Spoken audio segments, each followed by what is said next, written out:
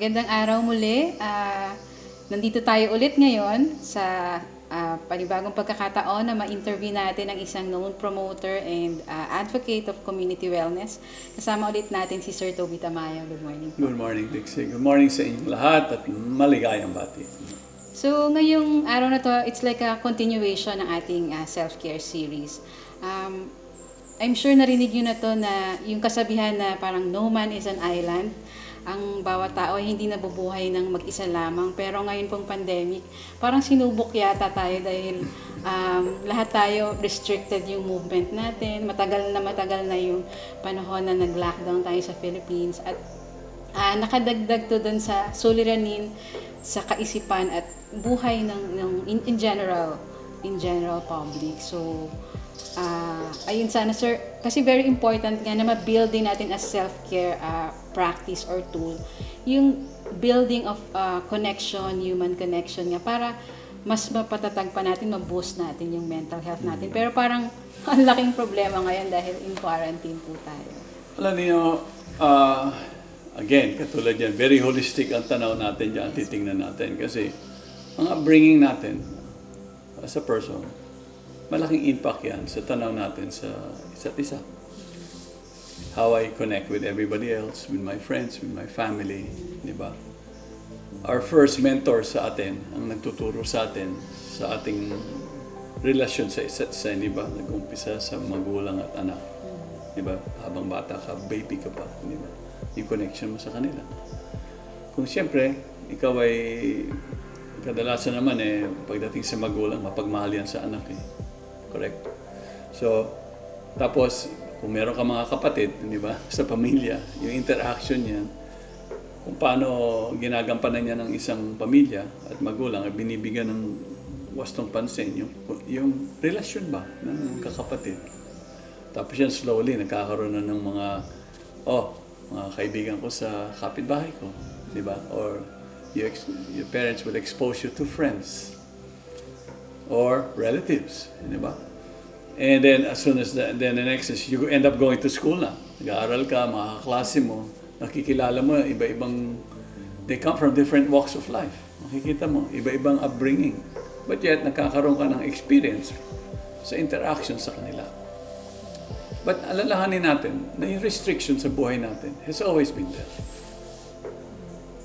It's not like we were never restricted.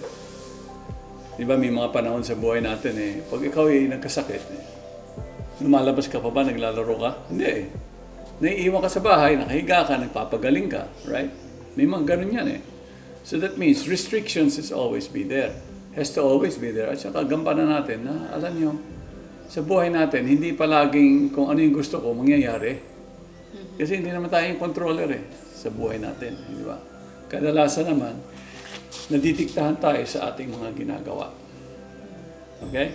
So, hanggat hindi natin maintindihan yung component na yun, at saka hindi natin binibigyan ng pansin, i-capacitate natin, yung binabanggit ko ito palagi, kung how can I be able to adapt to changes? So ngayon, sabi mo, restricted. Ngayon, a person who has a strong social connection, he will find. He has a strong survival ability and adapt to changes that takes place. Parang ang katawan natin, di ba, nag-change. There's a sea of change sa buhay ng tao And not all of it. We are always, not many things in life, we are in control of. I cannot even say what will happen to me later in the day. I cannot even say, baka biglang something happens suddenly, there's a physical difficulty or whatever it is, something happens, or I get a call na may nangyaring ganito. It changes my dynamics completely, right? But yet, pagdating sa social fiber and relationships, how deep those relationships are determines, yung how successful you would be in how you interact with one another. Kasi that's what people are demanding today. We miss going out with others. We miss being with our friends. We miss being able to decide and go elsewhere. But how much of that really is sending or make, alam natin, ang daming tao parang they struggle with it. Diba? But yet, your ability to be able to find the right balance, and approach it in a total healthy well-being, kasi yung sinabi natin na self-care, kasama doon yung social interaction natin sa ibang tao. If I'm healthy, I maintain and manage, you will find even your interaction and relationship with others will be sound. Kasi it's the soundness that you're after. Yeah. I understand din, sir, given the situation nga na walang face-to-face, mga classes po, tapos yung mga tao, they start working from homes. Well, merong disconnect from the family at saka yung ibang mga relatives and friends. Pero I noticed din even at home, meron ding parang big disconnect sa parents and children. Like yung parents nga, they're so engrossed with sa livelihood, nagtatrabaho, work from home. And then yung mga anak naman, nagmo-modules kasi nag-online classes. So parang wala ding interaction kahit na pinagsama-sama tayong lahat ngayon ng pandemic. Alam nyo, actually, there are so many changes that took place. And people should be able to adapt to it. Let's face it, there's a lot of lessons learned dito. Now, parents have no excuse not to give time to children. Right? You see, the responsibility of making sure that they get the education done falls on your lap. It should have been like that all this time. It should not be like, my feeling is, kids are in school. The responsibility of nurturing them will be with the teachers, right? Me as a parent, no, I should be responsible. I should know exactly what my child is going through, right? Because I should know who are his friends. I should know, kaya nga may grades, di ba? Sukatan yun eh. Pero doon sa report card, meron bang social report? Wala po yan. Meron ba? Wala. Like, but that's not in the report card kadalasan. Kaya nga meron tayong tinatawag na guidance and counselors. But as parents, we're the number one guidance and counselor for our children. And when you give the responsibility of that to others, teachers or who they may be, you also have to be responsible that this person will help my child. Just as the company that they will keep, the kind of friends they would have, will bring about whether your child has a healthy social disposition. Kaya minsan maganda yung, di ba, sa eskwelahan, yung team sports. Ito yung na-miss ng marami. Yung mga palaro. Yan, nami-miss yan. Kasi kagandahan dyan, na-nurture yung mga interpersonal relationship ng mga bata. And ng mga tao. Makikita mo, in the beginning, the team spirit is always going to be given there because you'll end up learning to work with others, to be respectful, to be sportsmanlike, to be so many components yan. So sa akin, as a person, I was brought up in this environment. Pagdating sa social well-being, nako, maging teacher ka instructor ka, dami mo estudyante, thousands in my life. And each person is important. Each person, you value each person's life. You don't just say, okay, tuturo ko sa'yo ganito, martial art, ganito. Tapos pinapansin ko lang yung magaling. Hindi ko pinapansin yung hindi magaling. O yung nahihirapan ka. Kasi kadalasan ganun eh. Actually, no. It's the opposite. A real teacher would look at the person who's struggling, who has difficult time, and see that person who is better, and you combine them both. Magtulungan sila. So a social fiber starts to take place in interaction. So you as a person begins to see it that way. You see, again, you go back to strengthening the ability of this person to be able to adapt in given situation. Yeah, so for parents, importante talaga that, kasi di ba yung family, it's the smallest social unit. And it's the most important social unit. the most important. So the stability of a person, the foundation, is with the parents. So it's very important po talaga that parents teach the children yung mga values. And the parents don't see the children as somebody who's burdening them. You see, the moment you have that sort of feeling that I cannot connect with my own children, then the children will also start to think that way. The disconnection. Now, how healthy would that relation be with others? hahanap sila. And how do you measure those relationships as a parent? Kasi kunyari, you capacitate your child to be able to function in the society. And there's stages, right? There's stages. But you don't take away that protective shield that you give your children. Because they will be parents too. How they were raised to be able to function in the society and be responsible is determined by you. That's what you imbibe in them. You as the model. Right? You're the first model. So when you talk about society in general, the very beginning is always how stable and strong a family unit is. Yes. Because the support system is within that family unit. And that your child should be able to speak to you. And you develop this nurturing relationship with one another. And this trusting relationship. Para kapag nag-struggle ang anak mo, o teenage life yan, di ba minsan, naging sinasabi na, rebelde, naging rebellious. If you nurture love and caring with one another in a family, you will find your child will always be appreciative of it because that becomes his strength. Yun ang lakas niya. And then I can talk to somebody. Right? Not just rely, and I will be able to discriminate. Kumbaga yung aking, I would have a profound, yung tingin ko sa ibang tao. Alam mo?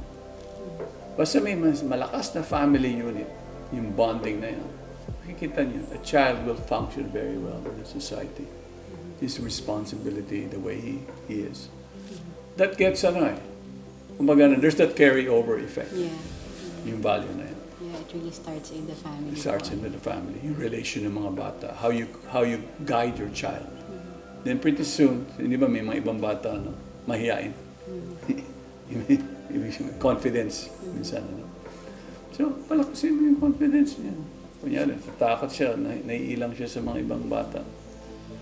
You know, hindi siya makapaglaro together. O ngayon, walang laruan Di ba? But still, the relationship, kasi it's a person-to-person relationship. It doesn't matter whether ako ay matanda, ikaw ay bata. The key is your personal relationship. And you imbibe that to a young person, and that young person can see it to others. So nagiging person-to-person din yung relasyon niya. Nag-iingat din siya noon. Nakikita, hindi yata kami medyo sa tao na gano'n. Yung, wag naman yung, siyempre, kailangan may pag-iingat Right? There's a safety net to it. It's not like I'm just open to anybody. No. The value that you imbibe in your child. The importance of respect, right? Number one. And the nurturing interaction between one another, right?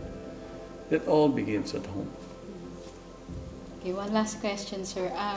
Gusto ko po sanang malaman kung ano yung mga practical tip ninyo halimbawa ngayon.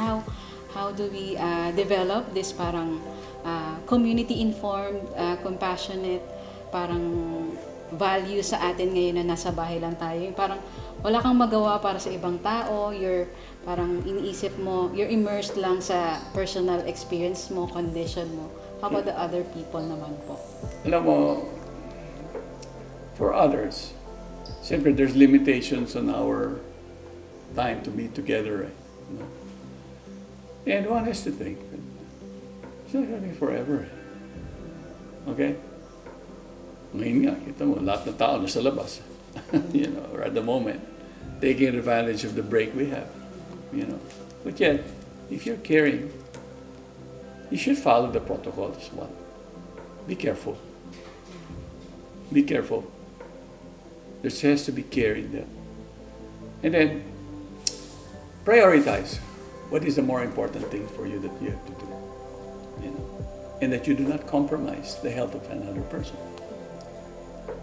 When you start to see the goodness in what you're doing, you'll start to act responsibly.